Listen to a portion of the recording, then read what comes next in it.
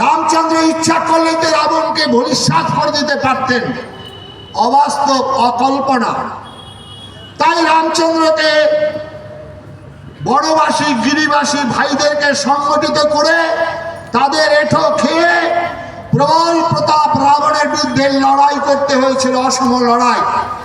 সেই রাবণকে সবংশে নিধন করছেন হিন্দুর ভগবান। তীর ধনুক নিয়ে একের পর এক বাণ হেনে সবংশে নিধন করছেন রাবণকে। আজকে যারা জয় শ্রীরাম বলে আকাশ বাতাস মুখরিত করছেন, জয় শ্রীরাম বলার সার্থকতা তখনই হবে রামচন্দ্রের জীবন আদর্শকে গ্রহণ করলে। প্রত্যেকের বাড়িতে বাড়িতে তীর ধনুক যদি রাখতে পারেন তবেই জয় শ্রীরাম। যদি আজকে আমাদের আদিবাসী গিরিবাসী বড় ভাইদেরকে এঁঠো খেয়ে ওই বনে বনে ঘুরে 14 বছর যাবৎ তাদেরকে সংগঠিত করে তবেই জয় শ্রীরাম বলার সার্থকতা হবে, নচেত হবে না। আরেক দল বলছেন মায়ের কাছে সবাই সন্তান, আব্দুল্লাহ যেমন সন্তান, শরৎচন্দ্র সন্তান। কথাটা কত বিভ্রান্তিকর কথা। যখন সাধক তার উচ্চ স্তরে ওঠেন তখন তিনি কবি হস্তি শুনি চৈব সপাকে চ, তখন তুল্য নিন্দা স্তুতির মৌনি, তখন যো ন হৃষ্যতি ন দেষ্টি ন শোচৌতি। সাধক যখন সাধনার উচ্চ স্তরে ওঠেন তখন কিন্তু বাস্তব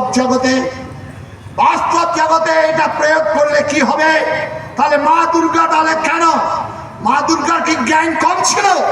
মা দুর্গা তো বলতেই পারতেন ওষুধ তোমার মধ্যে যে আত্মা বিরাজ করছে, আমার মধ্যে সেই আত্মা বিরাজ করছে, এসো তুমি আমার চুলের মুঠি নিয়ে আমাকে ধর্ষণ করতে আসছো, এসো।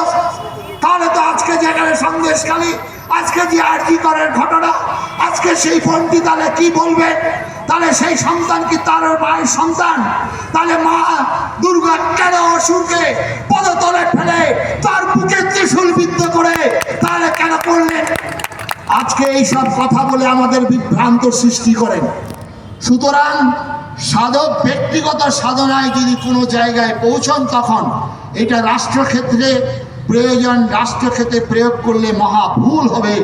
তাই আমাদের অহিংসা পরম ধর্ম ঠিক কথাই আছে, কিন্তু তারপরের লাইনটা আমাদেরকে শেখানো হলো না, ধর্মে হিংসা তদৈব চ। তাহলে কর্ণ সেদিন রথের চাকা বসে গেছেন, আর রথের চাকা বসে যাওয়ার পর কর্ণ তখন অর্জুনকে বলছেন, অর্জুন তুমি ক্ষত্রিয়, তুমি দাঁড়াও, আমি রথের চাকাকে তুলি, তারপরে আবার তোমার সঙ্গে যুদ্ধ হবে। অর্জুন কিছুক্ষণ থেমে গিয়েছিলেন। কৃষ্ণ পাশ থেকে এসে অর্জুনকে বললেন, অর্জুন কর্ণকে শোনাও। কর্ণ যখন পাশা খেলায় অন্যায়ভাবে পরাজিত করছিল, কর্ণ তখন তোমার ধর্ম কোথায় ছিল? কর্ণ যখন জুতো পুড়িয়ে মারার চক্রান্ত করেছিল, কর্ণ তখন তোমার ধর্ম কোথায় ছিল? কর্ণ যখন দ্রৌপদী একক বস্ত্ররাজ্যশালা দ্রৌপদীকে উলঙ্গ করার চেষ্টা করছে, কর্ণ তখন তোমার ধর্ম কোথায় ছিল? কর্ণ যখন ওই অভিমন্যু 14 বছরের একটি বালক, তোমরা সপ্তরথী মিলে অন্যায় ভাবে তাকে চক্রবুয়ের মধ্যে হত্যা করেছিলে, কোথায় ছিল তোমার ধর্ম? অর্জুন এই সুযোগ কর্ণকে বানমান। এটাই হচ্ছে ধর্ম, এটাই হচ্ছে আমার ধর্ম থেকে শিক্ষা। তাই আজকে ধর্ম থেকে আমরা শিক্ষা গ্রহণ করব। বর্তমানের যা পরিস্থিতি পশ্চিমবঙ্গে, আজকে তো আমাদের মুর্শিদাবাদ জেলায় এবং মালদা মথুরাবাড়ি, আমি মুর্শিদাবাদ জেলায় থাকি, সেই সব জায়গায় আমি গিয়েছিলাম ত্রাণ করতে। সেখানে মাননীয় এমনভাবে আমার নাম উল্লেখ করলেন, পরবর্তীকালে হাইকোর্ট, পরবর্তীকালের তাদের নাম আপনারা সবাই শুনেছেন। আমি এরপরে খোলা চিঠি সেখানে প্রকাশ্যে দাঁড়িয়ে, আমাদের সেখানে সিআই ক্যাম্প ছিল, যেখানে রাজেশ কুমার এসপি ছিলেন। 1902 সাল 2002 সালে সেইটা প্রতিষ্ঠা হয়। সিপিএমের আমলে তারপরে সুধাকর রাও এখানকার এসপি ছিলেন, তিনি সেখানকার রেন্ট চালু করলেন 10 সাল। তিনি প্রকাশ্য সভায় সেই সিআই ক্যাম্পকে তুলে দিলেন। আজকে ধর্মের কল বাতাসে নড়ে, তাই আজকে দিদিমণি, আজকে যে পদ্মশ্রী, তারও ভূমিকা আজকে নিঃসন্দেহে তিনি আমাকে আশীর্বাদ করেছেন। হয়তো মুর্শিদাবাদ, মালদা, দিনাজপুর কিছু অঞ্চলে আমাকে আপনারা জানতেন, কিন্তু আজকে সারা পশ্চিমবঙ্গে শুধু নন, পশ্চিমবঙ্গের বাইরেও আজকে আমার নাম পরিচিতি হয়েছে। আমার নাম, আমি ভারত সেবাশ্রম সংঘের দীনতম সেবক। আমার এই কাজের সঙ্গে, আমার ভারত মায়ের সেবার সঙ্গে যুক্ত।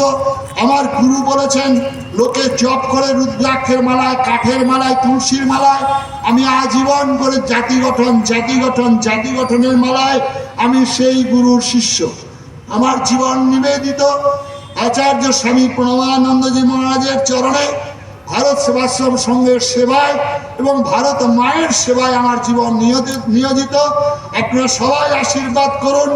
আমার জীবনে চলার পথে আমার যাতে অহংকার, আমার যাতে অভিমান আমার না হয়, আমি যেন চিরকাল আমার সমাজ যেখানে ডাকবে, আমার সমাজ যেখানে বিপন্ন হবে, আমার সমাজ যেখানে আমাকে ডাকবে, আমি ছুটে যাব।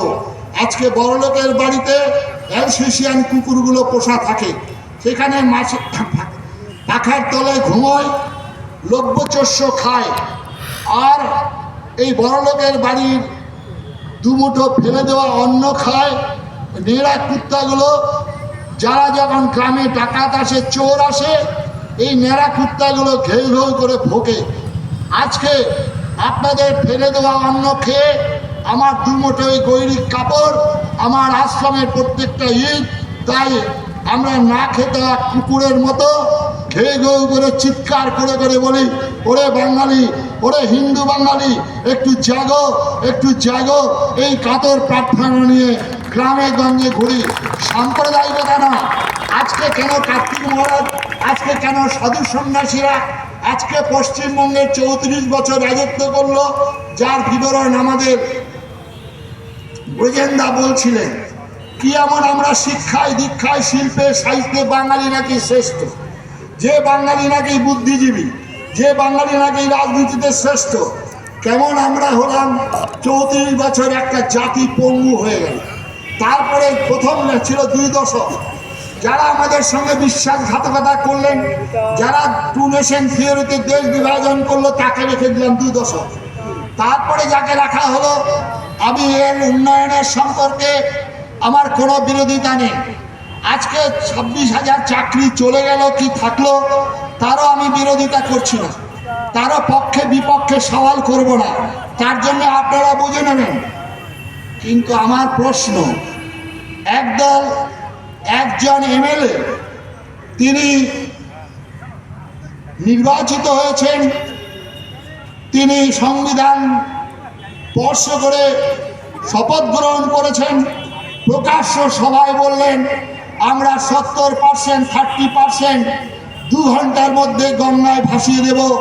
তখন কার্তিক মহারাজের রাস্তায়, যখন ফিরহাদ হাকিম, একজন মেয়র যিনি সংবিধান স্পর্শ করে শপথ নিয়েছেন কলকাতার মহানগরে, তিনি যখন দাঁড়িয়ে বলছেন ইসলামিক দাওয়াতির কথা, যারা অন্য ধর্মে জন্মগ্রহণ করেছেন তারা হতভাগা, দুর্ভাগা, তাদেরকে ধর্মে নিয়ে আসার জন্য তিনি আবেদন করছেন।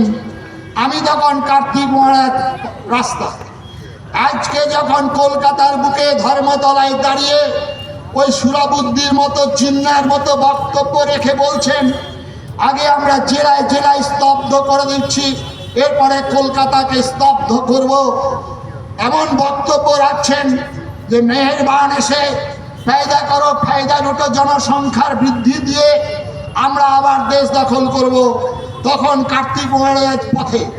আজকে আপনারা বলবেন না, আজকে যিনি বললেন ইসলামের দাওয়াতি, কই তাদের নেত্রী, তাদের দলনেতা, তো তাকে ডেকে বললেন না, তাকে কৈফিয়ত চাইলেন না, তাকে শোকজ করলেন না। তুমি এটা বলতে পারো না প্রকাশ্য জনসভায় দাঁড়িয়ে। কিন্তু আমি ধন্যবাদ জানাবো, কারণ একজন মুসলমান, মুসলমানের কোরআন যিনি পড়েন, মুসলমানের ধর্ম যিনি মানবেন, যিনি খাঁটি মুসলমান হবেন তিনি ঠিকই ওই হুমায়ুন কবিরের মতো কথা বলবেন।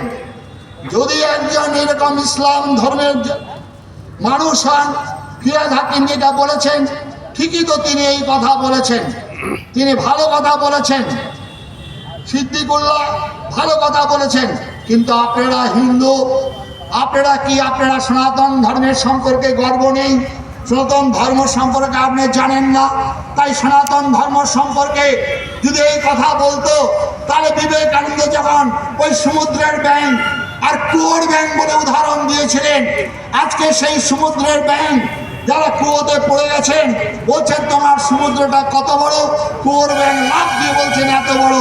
তাই কুয়োর ব্যাঙকে তখন বলছেন সমুদ্রের ব্যাঙ, ওদের সমুদ্রের কোনো কুল কিনারা নেই ভাই, তুমি তো কুয়োর ব্যাঙ মাত্র।